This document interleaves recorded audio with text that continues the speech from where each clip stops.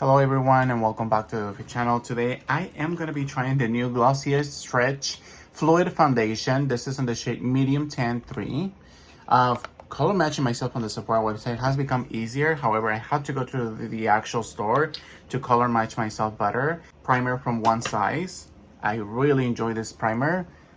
It's a little tacky, so what I like to do is just like play with it and then just pat it around my whole face.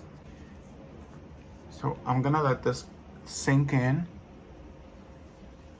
gonna be using the brow cheat on the shade Dark Brown by Charlotte Tilbury.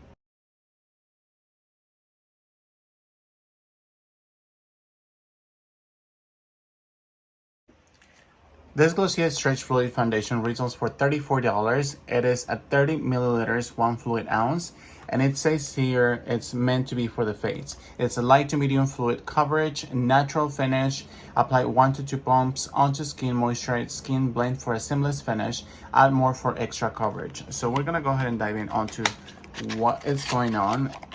Just think that this looks fantastic, especially since there's not a lot of items like this in the market. A lot of foundations that are recently launched, like the REM by Ariana Grande, the Glossier. There's a lot of skin tints, Hourglass, and it's a Myrix, as you guys saw it here.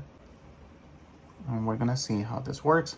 I use my favorite primer just because I like that primer a lot, and I feel like it works with all of my foundations.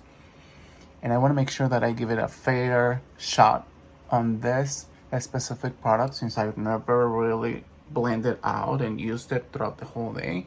So far it's looking nice.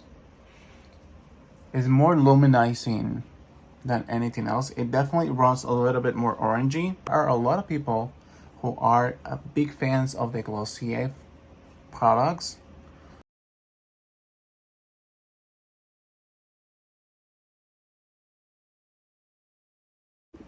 Now, I don't know if you guys see it. I don't personally think it's the primer. I've never had this issue before, but for some reason this foundation is breaking down. Like right here, as I'm applying it, I see a lot of fallout.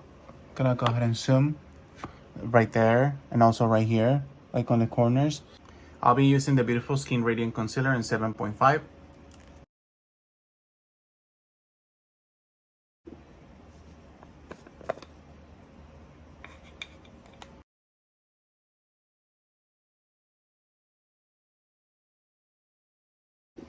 Now for translucent powder, I'll be using the Laura Mercier. As you guys saw it, it looks very nice. So far it's working fantastic. For blush, I'll be using Lolly Dolly Liquid Blush by P. Louise. This is the first time I'm using this one as well. This particular shade, because I've used some of her liquid blushes and I personally like them. A little goes a long way. I even think that it's a lot for my face. So I'm just gonna go ahead and start applying it. It almost feels like this specific blush from Lolly Dolly from P. Louise is like brightening my face. I'm gonna be adding a little bit of Strawberry Sunrise. Again, this is another shade that I personally haven't tried it before in my face.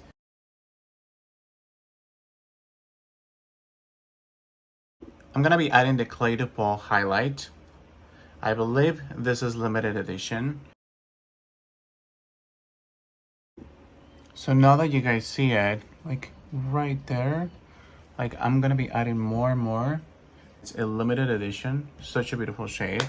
Now for bronzer, I'll be using the Kimchi Plastic Tiara collection. This is by Kimchi Shade Cosmetics. And I'll be using this particular shade right here for bronzer. For eyeshadow palette, I'm going to be using one shade from this. This is the Pat McGrath Mothership Mega Celestial Nirvana. If you call it a name, that's a name, honey. She definitely comes for everyone. And you know what I was learning yesterday from TikTok? I think I sent it to you. It's a video where they explain that her lipstick packages are inspired by an artist. And it to me, just was impressive. You know what I'm saying? Yeah. So I'm going to be using a nude shade, like this particular bronze shade, all over my eye. Have you used this palette, Demel? What have you thought about like Pat McGrath in general? Well, to be very honest with you, I buy motherships for the glimmers, not the mattes. I think they have a really pretty formula in mattes, but I feel like they're very repetitive and very basic. And for the price point, I'm not extremely interested in the mattes when it comes down to Pat McGrath formula. And admit that I always purchase it for that specific reason, which is the glimmers. Which is interesting because I'm applying just a matte one today. And that's the reason why I'm grabbing the pomegranate, because I want to see the textures. They're really good. I mean, I don't think they're, like, the quality is bad at all. However, for the price point that she normally offers, Like 125? yeah, I would expect it to be more velvety, more pigmented. I would expect just a different formula, different experience overall. Because truth be told, this is one of the most expensive formulas in the market. And granted, I understand that packaging comes involved, and she does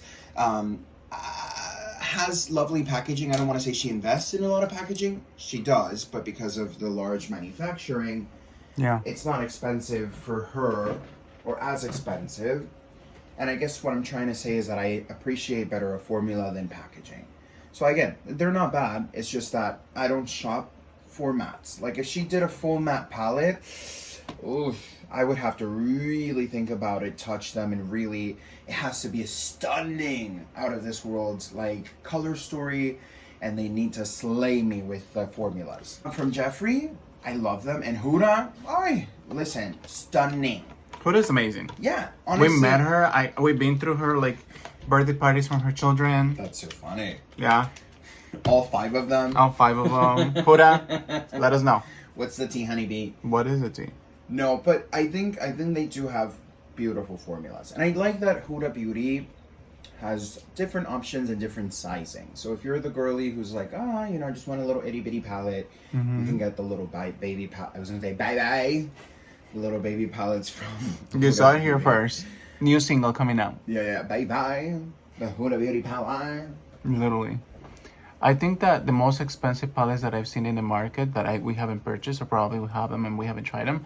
This year has some of the most expensive ones. Natasha Denona has some of the most expensive ones. Melt to me. Cosmetics has also really stunning formulas. Do they? Yes, they really do. But I'm thinking price point wise, I feel like Melt would fall right into that, because Melt's kind of the same price range that Charlotte, or not Charlotte, what am I saying?